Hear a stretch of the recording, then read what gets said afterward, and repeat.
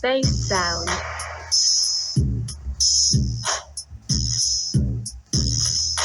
Sound check tayo gamit ang X-Double-Lux. Play.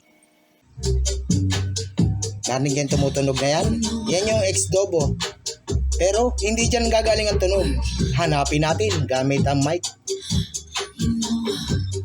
Nasaan kaya yun? Rinig nyo yun? Yan ang 60 watts ng tunog ng X-Double-Lux. Ito ba yun? Ayun! Ayun yung tumutunog. Ito pala siya.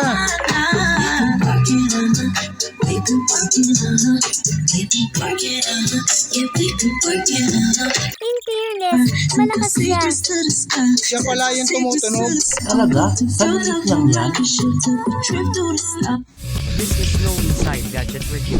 Demo, sound check and physical checking. Mag-subscribe kung hindi pa. Kamusta mga kagadget? Marami sa inyo ang nagre-request na i-review natin ang X-Double. Meron ako ditong Lux. Kilala ang X-Double sa mga premium Bluetooth speaker. May quality na mga tunog at malalakas ang bass. Di nga. Tara, unboxing tayo ng mabilis. Akin na lang.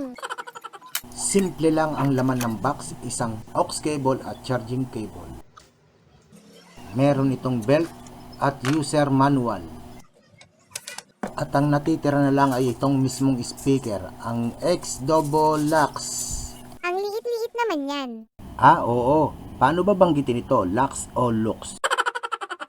Pero pansin nyo unit, metal grill sa harap at ang pinis sa taas. Makinis at malinis. Ayon sa site nila, meron itong IPX7 rating, kaya kahit mabasa ito ng outing o mapatakan ng ulan, walang problema.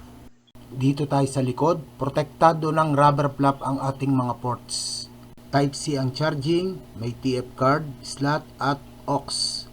Ganito ay tsura niya pag nagcha-charge, may red. Makikita ang percent ng battery charge sa Bluetooth ng cellphone apps.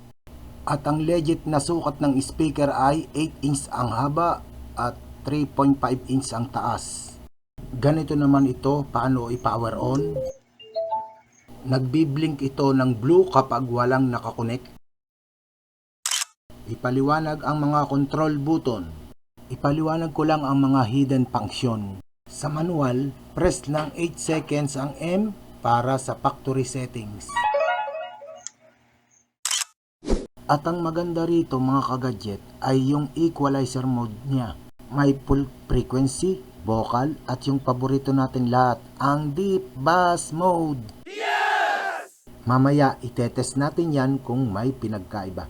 Meron din itong TWS, double click lang ang power button. At ang iba pang function ng play button ay ito. Ngayon ang pinakahihintay nyo, sound check tayo. Pipindot tayo ng equalizer para marinig nyo ang linaw ng tweeters at lalim ng woofer. Ang tunog na naririnig nyo ngayon ay vocal at red ang color ng LED.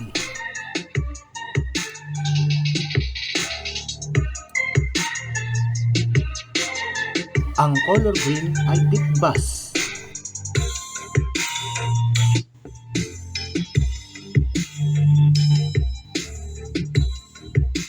Isa pang pindot ay blue. Ito ang full range. Okay, yan ang pinagkaiba ng tatlong equalizer mode nito. Gusto nyo ba makita ang itsura ng speaker sa loob ng frame? Yes! Tara, buksan natin. Wow! Baka pwedeng makahingi ng like diyan at mag-subscribe. Malaking tulong na yan sa aming mga reviewer. Ito ang speaker niya. Parang naka 2.1 system audio no. Okay, buksan na din natin ang likod. Sa likod, meron din itong rubber dump speaker. Gusto nyo bang mag sound test uli? Tara, sound test uli tayo. Ayan ang mic ng camera. Diyan ko na lang nilagay sa taas.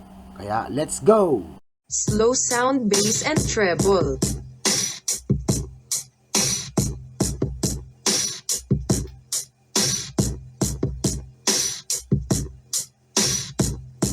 slow sound bass and treble. Ang masasabi ko lang, solid ang bass nito. Hindi basag kahit itodo mo ang volume. Bass sound. Dinig niyo yung Sarge bass. Solid ang bass. Ang narrow ng sound.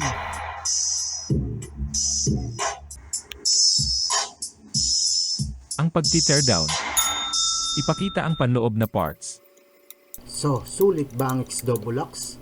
Para sa akin, 9 out of 10 ang tunog nito. Sa sukat niya at parang meron kang 8 inches na malaking speaker.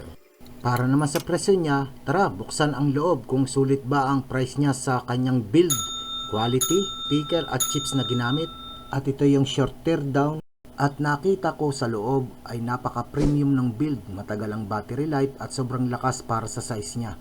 Medyo babigat nga lang siya kaya hindi mo ito basta-basta may bubulsa. Pero kung hanap mo ay pambahay o pang-camping na talagang pang sound trip, panalo to. Hindi sabog ang sound stage kahit malakas. Itong X-Double-Lux, malinis din ang pagkakagawa nito sa loob. Kung balak nyo bumili ng speaker na to, ay dito ko nabili para siguradong authentic ang makukuha nyo. O pwede rin bisitahin ang link sa description or tag affiliate na ilalagay ko. Okay? Kayo, anong tingin nyo? Sulit ba ang 60 watts nito o may mas maganda kayong alam na speaker sa presyong ito? I-comment nyo lang sa baba at pag-usapan natin yan. Huwag kalimutang i-like ang video na ito. At syempre, mag-subscribe.